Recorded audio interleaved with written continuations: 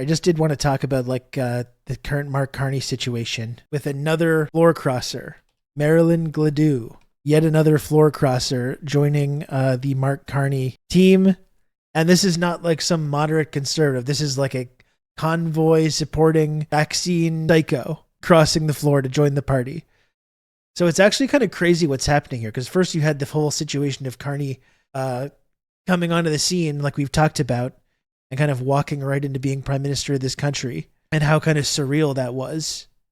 And then you have him putting together a majority after not securing a majority in the election, but putting together a majority afterwards through this series of backroom deals. The only silver lining to any of this is how mad Pierre must be right now. I mean, absolutely, and that's the only thing we can really hold on to here. No, it's not the Liz Cheney of Canada, because Liz Cheney had that like moderate conservative kind of rebrand. This is not a moderate conservative. This is like a right-wing psycho who's like a vaccine denialist, convoy supporter, and a conversion therapy supporter. Yeah, it's how Canada becomes a one-party state, except our one party are neoliberal banking ghouls, rather than a one party that actually supports the people that live here. I don't think Mark Carney is going to make laws about like anti-vax laws or conversion therapy or any of this bullshit. It's just like, this is more securing the Carney regime. And that's going to be, it'll be conservative. I don't think it will be conservative in that way. It's going to be conservative in terms of like what we've seen from Carney so far, which is cutting social services and spending more on the military and kind of canceling anything remotely like left wing or progressive that might have been left over from the previous administration. He buys himself 4 years without having to negotiate. Yeah, no, it's unquestionably a win for Carney, regardless of what her views are. We couldn't be happier to have expertise, experience, and energy coming to our team. So welcome. Wonderful. Thank you so much. I'm very happy to be the newest member of our new Liberal government. It is crazy, like someone with this level of like insane reactionary views, and literally someone that ran for leadership in the Conservative Party, jumping ship. We hope that the Senate will do its true deed and keep our great country safe from all the weed. I thought it was time to replay all the promises broken while people are token. I am in an apartment building where my next door neighbor loves to consume cannabis and smoke it, and it smells horribly and is very irritating to me. We're opposed to the vaccine mandates. As you may be aware, I haven't disclosed my vaccination status publicly because I'm trying to stand on the principle of medical privacy. Thank you to all the healthcare workers who wore their protective equipment. They wore their N95 masks and their face shields and their gowns and their gloves. And while nobody was vaccinated, they protected their clients from getting COVID-19 by doing that. And so I think we can certainly maybe follow the example of Quebec and provide reasonable accommodation like rapid testing for those that have not taken the vaccine. They're still wearing their PPE. They're still protecting their clients. Well, I think, in terms of the risk, people that got polio, many of them died and many of them were crippled. And that is not the same frequency of risk that we see with COVID-19, although COVID-19 has killed people, as you rightly pointed out. Cool. Slotting right into the Liberal Party. So I don't know. It's hard to know what to think about this, right? Carney is like super popular right now.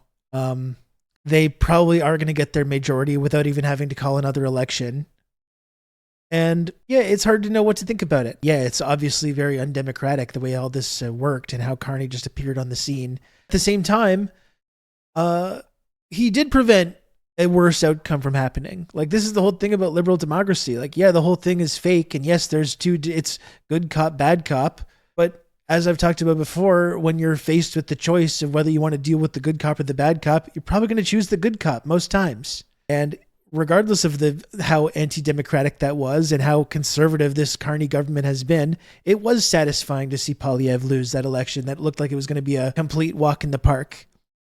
And it probably is a better situation if that's what we have to choose from. Carney's liberal government, which is conservative, or Poilievre's extreme conservative version. But why two cops at all? Because that's the thing. That's the scam of liberal democracy.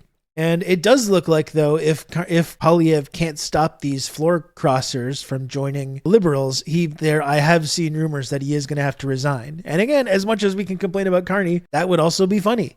Yeah, where's Hunka? Make Hunka can join the Liberal Party for sure. Make him an MP. Why not? Yeah, Poilievre should cross the floor as well. That would be a funny outcome. Poilievre's communications director just resigned as well, I'm seeing. Yeah, I think, and with the way that the polling is, if there is another election, the Conservatives are going to get wiped out, and that will probably be the end of Poilievre's political career. So I guess that's like the fucked up position that we find ourselves in on the left in Canada right now, is that there's no real good outcome here. Yes, I think we can celebrate the Conservatives failing, and we can celebrate Poilievre being humiliated. Although, as I talked about the other week, Poilievre, when he was on Joe Rogan a couple weeks ago, what was the thing that he was saying? He was like, I already have one when I lost the election, but my opponent has like adopted all these conservative policies. And that's not wrong. So yeah, we can celebrate him being humiliated, and I will celebrate that and laugh at it. But we're still stuck in a pretty fucked up situation now. And that has highlighted how deeply undemocratic this entire system is and how undemocratic this country is. How I'm trying to think about this also is just that with these coming crises and these massive economic shocks that are coming and are going to continue if this peace deal doesn't go through, which as from everything that we've talked about today, seems like there's no possible way that it is actually going to turn into a lasting peace in the region. So the blockade's going to continue, and the massive shocks to the economy are going to continue unless there's some miracle that happens where they actually manage to hammer out a agreement in Islamabad, which is extraordinarily unlikely, I would say. But if that's the case and these price shocks are coming through, like in terms of being on the left in Canada, and I'm not saying this is good, but this might be like the best situation that we can really hope for at this moment, is having Carney in place and a guy with these deep banking connections that may be able to prevent these massive economic shocks from completely destroying our entire economy. And then we have Avi leading the NDP and trying to build a left-wing movement using the infrastructure that's there with the NDP during this moment of crisis. Like, I'm not saying that's a good situation, but that might be pretty much the best outcome we can possibly hope for at this moment, because it's going to take time to build this left-wing movement. It's not something that's going to happen in a couple weeks. You know, from everything that I understand about Avi Lewis and what the NDP is doing right now, it's going to be about using that infrastructure to build this movement, and that's going to take years to do. And as this crisis deepens, maybe that's going to contribute to the ability to organize under these ideas and to promote these ideas. I'm just kind of throwing up my hands here because it just seems like what other option is there right now that would be better right now? Yeah, I think it would be good if there was a communist revolution and we nationalized all our resources and we took the ruling class and, it did stuff to them. That would be my preferred outcome. But since that's not really an option right now, it kind of seems like we've got to work with what we have. And maybe this neoliberal banking daddy being the prime minister of this country with this majority that he's managed to put together might be able to prevent some of the worst economic consequences. And then meanwhile, we've got an actual effort underway to build a left-wing movement using the infrastructure of the NDP. Have you considered crying in the fetal position in your closet? Yeah, that sometimes feels like the only option. We need to build an alternative movement in North America and fuck the failing progressive and left parties. We're at the very bottom.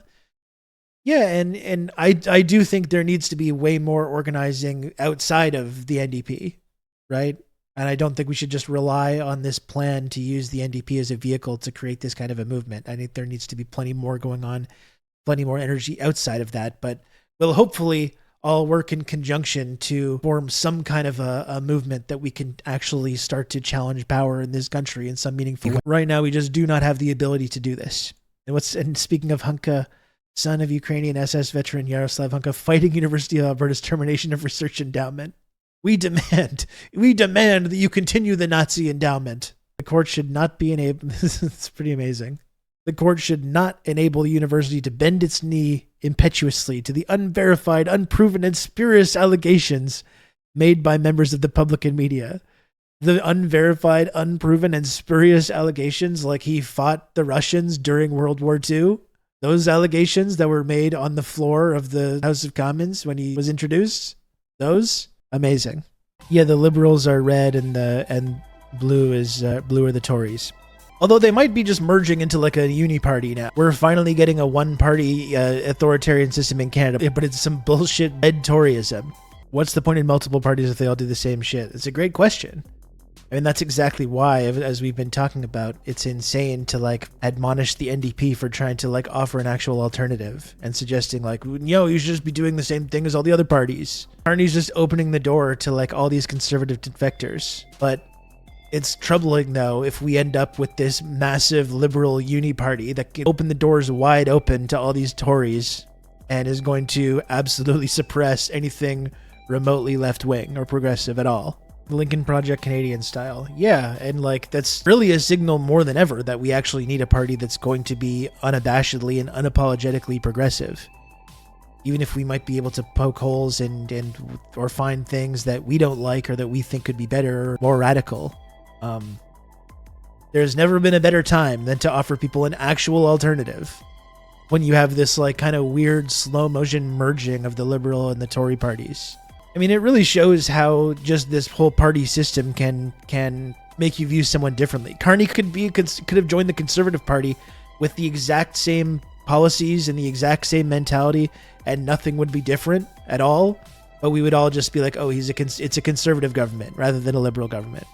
There's nothing actually like liberal about Carney. Like we were saying the other day, there's barely anything actually Canadian about him. He's just this like creature. He's this creature of finance and power. And that's all he actually is. He gets to be a liberal. What a sick joke. He plays ice hockey. It was when that election was going on and there was like some parade and someone passed Carney a beer and he just like accepted it really smoothly and put it in his jacket pocket. I was like, this man's going to be prime minister for the next 15 fucking years. Sadly, it's a sad state of affairs.